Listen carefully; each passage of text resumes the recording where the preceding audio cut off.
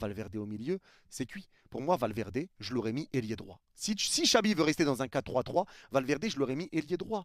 Pour quelle raison? Parce qu'au milieu de terrain, il n'apporte rien aux côtés de Chouameni. C'est un milieu de terrain qui ne sert à rien.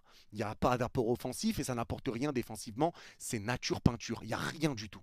Mais quand il est ailier droit, tu peux l'utiliser offensivement, tu peux utiliser sa qualité de centre, tu peux utiliser sa qualité de frappe. Il revient aider le milieu de terrain et il revient aider le latéral. Donc tu vois un Valverde qui est mis ailier droit, il est capable de marquer parce qu'il a une grosse frappe et il sait marquer des buts. Il revient au milieu de terrain pour créer du surnombre sans ballon et il vient aider sur son latéral pour venir aider défensivement et soulager la défense.